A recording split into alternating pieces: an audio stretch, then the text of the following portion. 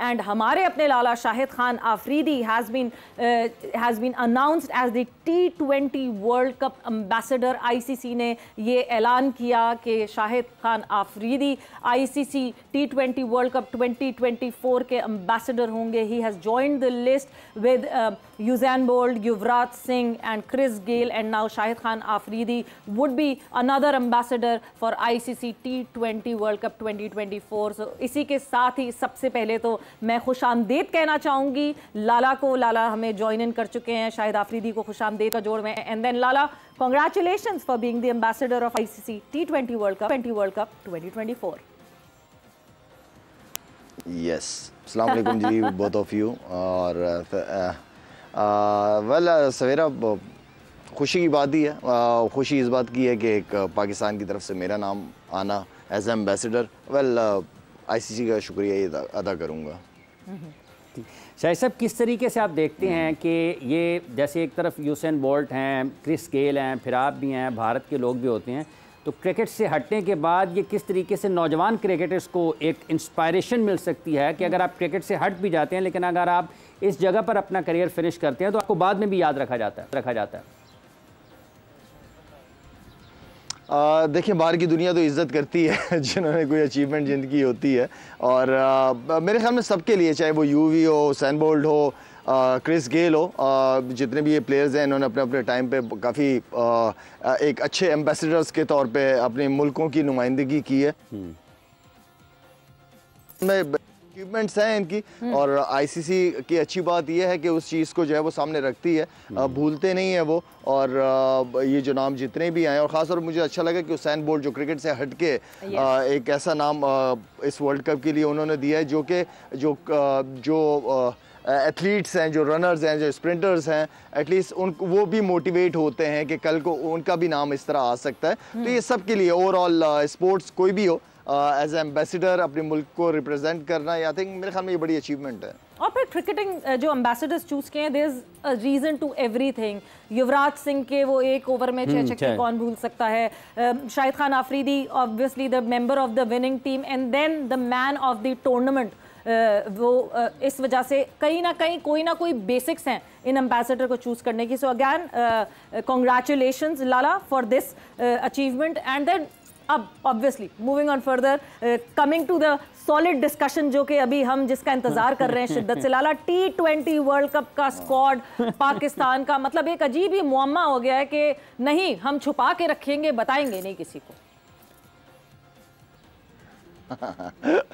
लेने दो सवेरा, टाइम लेने दो, आज ही फाइनल करना है इन लोगों ने। और मेरे ख्याल में जितनी भी टीम्स थी उन सब ने पहले ही अनाउंस कर दी हैं, लेकिन हम कन्फ्यूजन का शिकार ही रहे हैं हमेशा। आखिरी मौके पे टीम अनाउंस करते हैं कि चलें ये टाइम भी लेने दें उनको, ताकि कोई हमारे पास एक्सक्यूज़ नहीं होना चाहिए। अच्छा होमवर्क करें, जो उन्हें चीज़ नज़र आती है। मेरे ख्याल में ये पहले T20 के बाद अगर इंग्लैंड में बारिश ना होती, वो हो जाती, तो मेरे ख्याल में क्या पता पहले T20 के बाद ही अनाउंस कर देते वो। ऑनेस्टली स्पीकिंग, जो मुझे ठीक है सोर्सेज वगैरह अपनी बातें कर रहे हैं, लेकिन वो भी ज़ाहिर बात इसलिए बातें करें क्योंकि कन्फ्यूजन है इस वक्त, उन्हें समझ नहीं आ रहा। उन्होंने एक आधा मैच के बाद जो है कुछ प्लेयरों को देखना था, किसी 1-2 प्लेयरों को देखना था, लेकिन मेरे ख्याल में अब आपके पास टाइम नहीं है। अब आपके पास बिल्कुल भी टाइम नहीं है, और आप कंफ्यूज ना हो। जो आपका डिसीजन लें जी, हम बैठे हुए हैं, हम सब बैठे हुए हैं यहाँ पे, हम भी सपोर्ट करेंगे। जो भी सिलेक्शन कमेटी डिसीजन ले, जो कोच, जो कप्तान डिसीजन ले, हमारा काम है यहाँ पे उनको सपोर्ट करना, और उसी के लिए हम बैठे हुए हैं इंशाल्लाह। और लेकिन डिसीजन लें जी, हम सेकंड करेंगे उनको।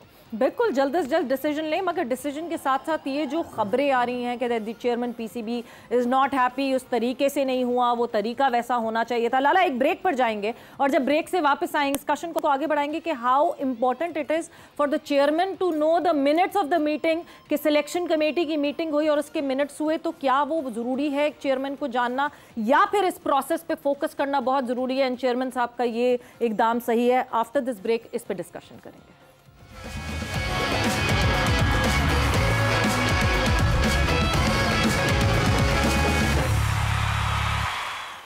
एंड वेलकम बैक टू जोर का जोड़ in conversation with Shahid Khan Afridi. Break पे जाने से पहले हमारी यही डिस्कशन हो रही थी कि क्यों इतना डिले हो रहा है T20 वर्ल्ड कप स्क्वाड में। पाकिस्तान का स्क्वाड अभी तक सामने नहीं आया एंड डिले की रीज़न पे भी हमने डिस्कस किया। बट हाफिज, क्या दो चीज़ें देखें, there two point of views of looking at it. क्या मोहसिन नकवी साहब चाहते हैं कि प्रोसेस पूरा होना चाहिए, उस प्रोसेस की वजह से उन्होंने ये हॉल्ट किया कि बगैर प्रोसेस के हो गया?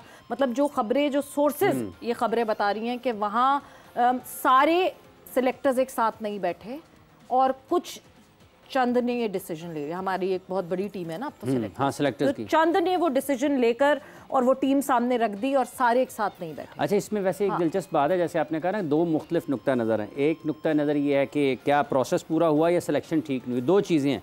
अगर तो सिलेक्शन पर एतराज़ है तो फिर तो बड़ी खतरनाक चीज़ है प्रोसेस, यानी प्लेयर्स के सिलेक्शन, प्लेयर्स की सिलेक्शन। अच्छा, जो सोर्सेज ये रिवील कर रही है वो कह रही है नहीं जी, प्लेयर्स की सिलेक्शन पे कोई एतराज़, तो प्रोसेस तो फिर इशू ही नहीं है ना। प्रोसेस तो आप देखें, आपने पाकिस्तान क्रिकेट बोर्ड के जो एक डायरेक्टर हैं उनको एक मेंबर रखा हुआ है उसमें अपनी सिलेक्शन कमेटी में, तो प्रोसेस आप उनको कहें यार मिनट्स मीटिंग मेरे पास लाएं, मुझे ईमेल कर दें, इसमें कौन सी ऐसी बात है? क्या वो मौजूद थे मीटिंग में? देखिए, ये अगर वो नहीं है प्रोसेस, और अगर प्रोसेस के ऊपर ये एतराज़ है तो उसका सिलेक्शन से बराह रास्त कोई ताल्लुक नहीं है। सिलेक्शन कमेटी की मीटिंग्स होती हैं, कभी आप उस पर इत्तफाक करते हैं, कभी आप 7-8 लोगों को, जब सिलेक्शन कमेटी होती है उसमें 2-3 लोग उससे इख्तलाफ भी करते हैं, ठीक है।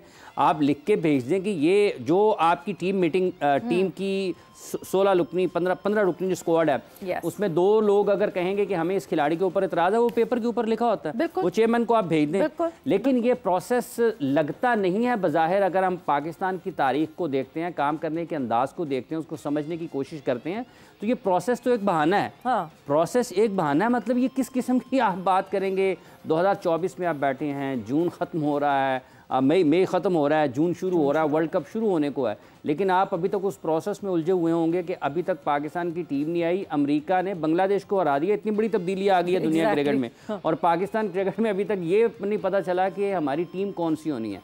और ये प्रोसेस उस वक्त भी ज़्यादा आपको थोड़ा तंग करता है जब एक ऐसे चेयरमैन ये कह रहे हों कि जिन्होंने कहा कि मैंने सिलेक्शन कमेटी को पूरे राइट्स दे दिए, मेरा कोई लेना देना नहीं है, मुकम्मल इख्तियारात इनके पास हैं। तो भाई फिर इख्तियार उनके पास ये भी होगा ना कि वो मिनट्स और मीटिंग बनाते हैं या नहीं बनाते हैं। जब आप उन्होंने ये इख्तियार दे दिया कि सिलेक्शन उनकी मर्जी की होनी है, तो बुनियादी तौर पर आपका एतराज़ सिलेक्शन के ऊपर होना चाहिए कि क्या सिलेक्शन मेरिट पर हुई या नहीं हुई।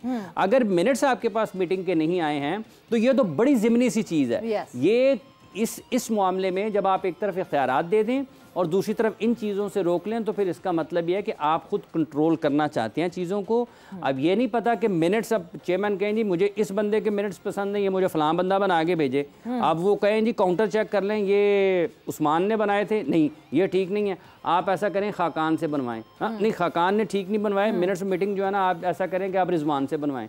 तो ये चीज़ें मजीद उसमें अब हार्म पैदा करती हैं। ये कोई इतनी अच्छी चीज़ नहीं है बहरहाल के सिर्फ एक वजह से। सबसे ज़्यादा एक हार्मफुल चीज़ जो है वो ये है कि एक चीज जो कि इतनी इंटरनली हो रही है उसका बाहर आना, एक और ये सबसे कि मिनट्स ऑफ मीटिंग की वजह से एग्जैक्टली कि किस वजह से। लाला ने हमें ज्वाइन इन कर लिया है। लाला, कॉन्वर्जेशन हम ये कर रहे हैं कि मोहसिन नकवी साहब the chairman of Pakistan cricket board, खबर ये आती है सोर्सेज के थ्रू के रोक दिया गया ऐलान, जो कि T20 वर्ल्ड कप स्क्वाड का ऐलान होना था उसको रोक दिया गया इस वजह से बिकॉज सही प्रोसेस से ये टीम जो है तश्कील नहीं दी गई। अब इसमें 2 अलग खबरें हैं सोर्सेज से जो आ रही हैं। एक खबर ये आ रही है कि जी सारे सिलेक्टर्स जो है वो एक साथ बैठे नहीं थे, सब ने एक साथ वो मीटिंग नहीं की, उस मीटिंग के मिनट्स नहीं आए, तो ऐसे कैसे ऐलान हो सकता है स्क्वाड का।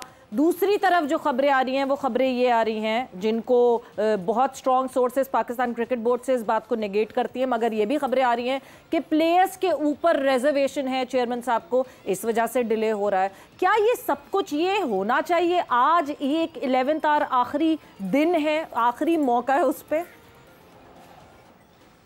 सवेरा, पहली बात तो ये है कि चेयरमैन का कोई ताल्लुक सिलेक्शन से होना ही नहीं चाहिए। सिलेक्शन कमेटी को अगर आपने पूरी अथॉरिटी दी है तो उनको अपना काम करने दें। अगर इस तरह है तब की बात मैं कर रहा हूँ, ठीक है। और ये चेयरमैन साहब ने खुद भी प्रेस कॉन्फ्रेंस वगैरह में ये बात की है कि मैंने पूरी अथॉरिटी दी हुई है। अच्छा, होता क्या है कि आप जब एक तो ये है कि ये चीज़ें क्यों बाहर निकल रही हैं, ये तो चेयरमैन और सिलेक्शन कमेटी की बातें हैं, अंदर की बातें, इसको बाहर नहीं निकलना चाहिए था, गलत है। दूसरी चीज़ ये है कि जो भी मीटिंग होती है उसके मिनट्स नोट किए जाते हैं कि सिलेक्शन कमेटी ने, कप्तान ने, कोच ने क्या बातें की, क्योंकि इंपॉर्टेंट मीटिंग होती है, क्योंकि फ्यूचर के प्लान के हवाले से डिस्कशन होती है। फिर नेक्स्ट जो मीटिंग होती है उसके अंदर होता है कि यार हमने लास्ट मीटिंग के अंदर ये बातें की, तो उसमें कितने प्लान्स हमने एग्जीक्यूट किए हैं, ये होता है।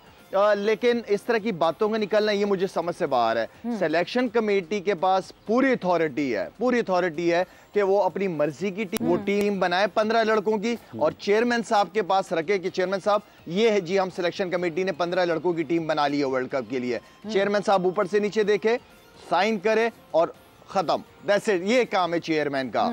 हाँ, क्यों परफॉर्म नहीं किया किसी लड़के ने या किस बेस पे लेके आए, ये बात की बातें हैं। फिर देन चेयरमैन यहाँ पे इंटरफेयर कर सकता है कि भाई मैंने आप लोगों की रिस्पॉन्सिबिलिटी, अथॉरिटी सब कुछ दिया था, इस प्लेयर ने क्यों परफॉर्मेंसेज नहीं दी, वो बात की बात है, इवेंट के बाद की बात है। लेकिन चेयरमैन की इन्वॉल्वमेंट इससे ज्यादा और कुछ नहीं है। सिलेक्शन कमेटी को पूरा इख्तियार होना चाहिए कि वो अपनी मर्जी का डिसीजन ले, एंड देन रिस्पॉन्सिबल भी फिर चेयरमैन नहीं होगा, फिर सिलेक्शन कमेटी ही रिस्पॉन्सिबल होगी। बट जो प्रोसेस है उसको तो इन्फोर्स करना चाहिए। मतलब आप चीफ सिलेक्टर रहे, मैं अगर इस पॉइंट ऑफ व्यू से एग्जाम्पल के तौर पे पूछूं कि आप, अब्दुल रज़ाक एंड हारून रशीद साहब, अगर हारून रशीद साहब मौजूद नहीं है और आपने और अब्दुल रज़ाक ने एक टीम बना ली है और जी उसको भेज दिया है कि वो साइन कर दें, तो यानी प्रोसेस पूरा नहीं हो, क्या वो इन्फोर्स कर सकता है एक चेयरमैन?